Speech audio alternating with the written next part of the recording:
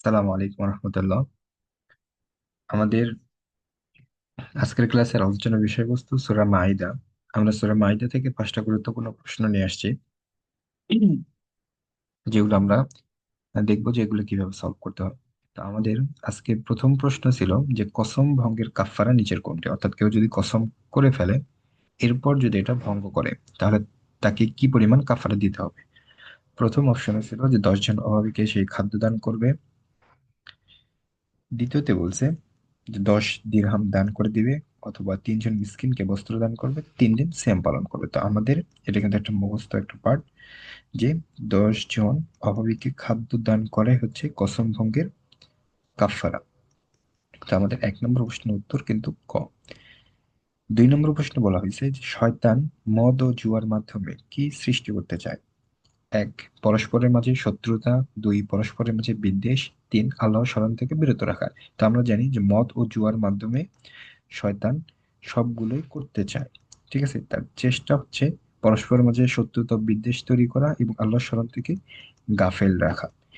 3 নম্বর প্রশ্ন বলছে এহরাম অবস্থায় যদি কোনো ব্যক্তি শিকার করে ফেলে, কোনো প্রাণী হত্যা করে ফেলে, শিকারের প্রাণী যদি হত্যা করে ফেলে তাহলে কাফফারা কি হবে।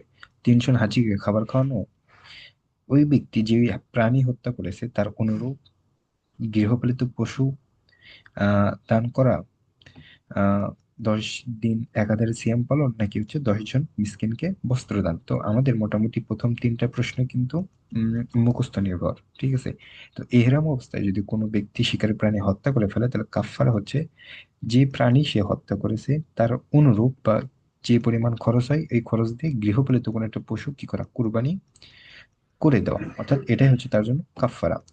4 নম্বর প্রশ্ন বলছে যে তুকাল্লিমুন নাসা ফিল মাহদি ওয়া কাহলা, আয়াতাংশের মার্জা কি, অর্থাৎ এই আয়াতাংশ দ্বারা কাকে বোঝানো হয়েছে। এই 4 জন নবীর ভিতর কাকে ইন্ডিকেট করা হয়েছে, আদম আলাইহিসসালাম, নূহ আলাইহিসসালাম, ঈসা আলাইহিসসালাম নাকি মুসা আলাইহিসসালাম। তো আল্লাহ তাআলা এই আয়াতে বলতেছে যে তুকাল্লিমুন নাসা, সেই মানুষদের সঙ্গে কথা বলবে, ফিল মাহদি ওয়া কাহলা, দোলনায় থাকা অবস্থায় এবং বৃদ্ধ বয়সেও, অর্থাৎ দোলনা থেকে শুরু করবে বৃদ্ধ বয়স পর্যন্ত সে কথা বলবে, অথবা দোলনা থাকতে সে কথা বলা শুরু করবে এবং বৃদ্ধ পর্যন্ত বা বৃদ্ধ বয়সেও সে কথা বলবে। তো আমরা জানি এই নবীগুলোর ভিতর ঈসা আলাইহিস সালাম কিন্তু দোলনায় থাকা অবস্থায় কথা বলেছিলেন, অর্থাৎ মায়ের কোলে থাকা অবস্থায় তিনি কথা বলেছিলেন।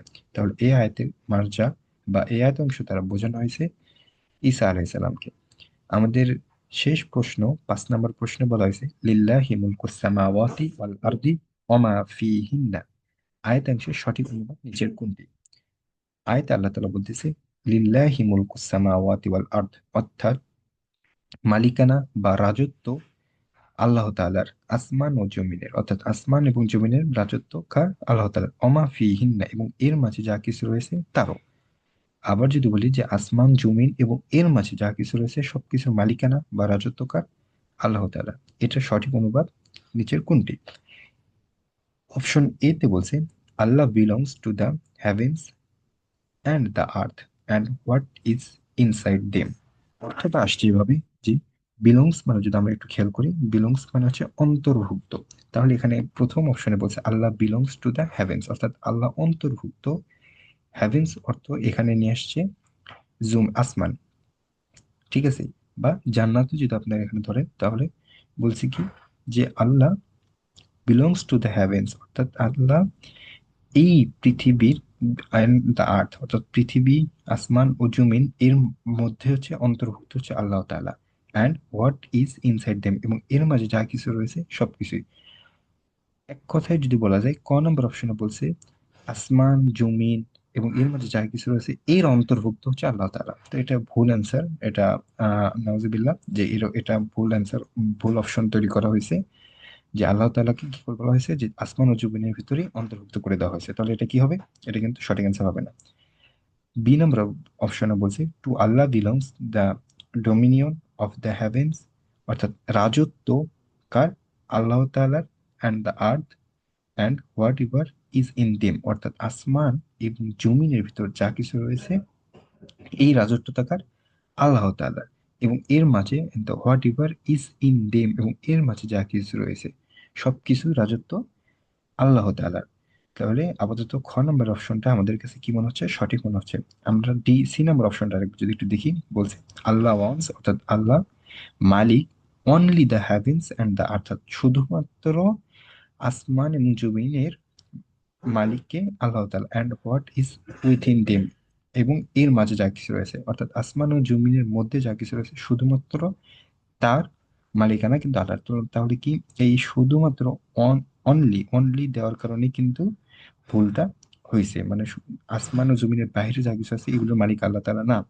তো এটা কিন্তু এই আয়াতে বলা হয় নাই। তো সেক্ষেত্রে এই অনলি কথাটা বাদ দিলে অ্যান্সারটা হইতো। আমরা ডি নম্বর অপশনে যদি দেখি, বলছে the heavens and the earth rule Allah, অর্থাৎ আসমান এবং জমিন কি করছে, আল্লাহ কি শাসন করতেছে, এটা বলছে যে rule Allah and whatever is in them, এবং এর মাঝে যা কিছু রয়েছে সবকিছু কি আল্লাহকে শাসন করতেছে।